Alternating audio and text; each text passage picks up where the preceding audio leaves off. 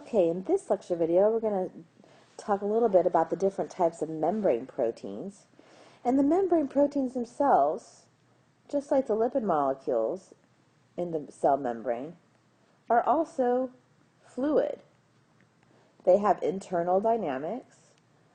So when you think about the three-dimensional structure of a protein, it's not solid, it's not rigid in structure. You still have movement of those atoms. So you have internal dynamics, so you have, we like to call it the protein breathes.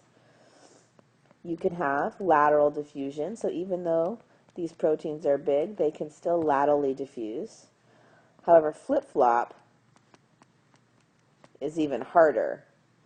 So flip-flop from one leaflet to the other is even harder for an actual membrane protein. So we can classify them kind of into two main groups, integral and peripheral. So let's look at an integral membrane protein first. So when we're talking about an integral membrane protein, we're talking about one that is fully integrated into the cell bilayer.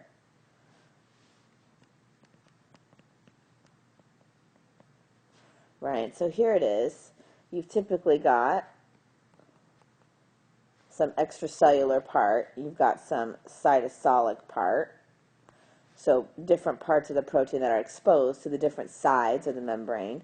And maybe you've got some other stuff coming up off of your protein. So more, for example, on those domains for the extracellular and cytosolic regions.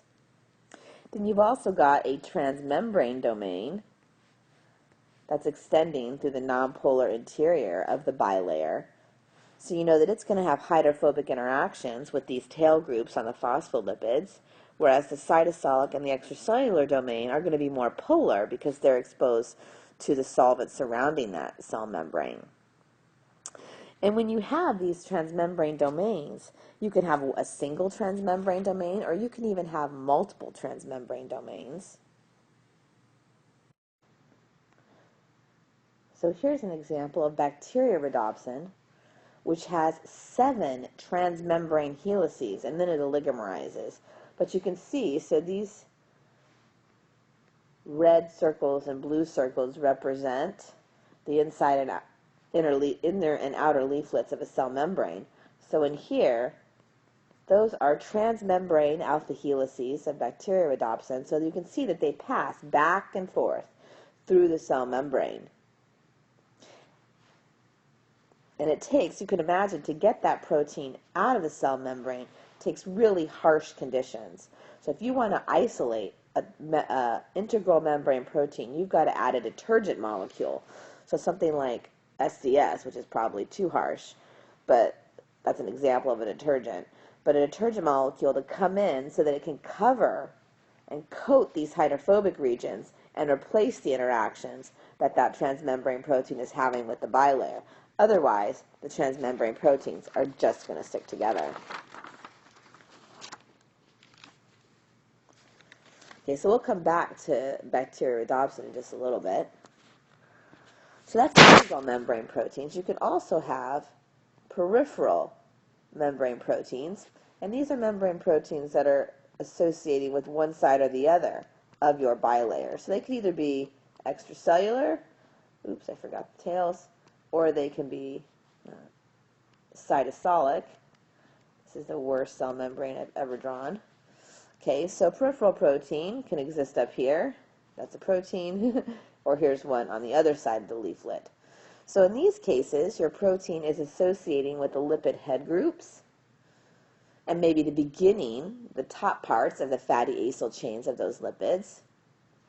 These peripheral proteins can even interact with integral membrane proteins, and they can play roles in, for example, cell-to-cell signaling. Sometimes they become tethered, perhaps, with their own little lipid molecule or their own fatty acyl chain that attaches or sticks into the bilayer and kind of holds them in place. Overall, these are a lot more easier to free up from associating with the cell membrane because you're typically having electrostatic interactions between the peripheral protein and the phospholipid head groups. And we learned from our last test that if you want to break up electrostatic interactions and any hydrogen bonding that might be taking place, you could add salt, which will screen those electrostatic interactions. You could also change the pH to affect any hydrogen bonding that was taking place between that peripheral protein and the membrane. So you've got integral membrane proteins that are really stuck in there, and they have transmembrane regions that cross the whole bilayer. Then we have these peripheral proteins that are on the surface of the membrane serving their biological function. You could also imagine that we know a lot more about peripheral proteins in terms of their structure because they're much easier to isolate, and you can look at them without having to deal with the membrane component. However, if you want to look at the structure of an integral protein, you've got to look at it somehow in its natural environment. You can't do that, though, in a regular membrane. You could think about why that is. And it also gets hard to do in model membrane systems, and you'll talk about that in class activity.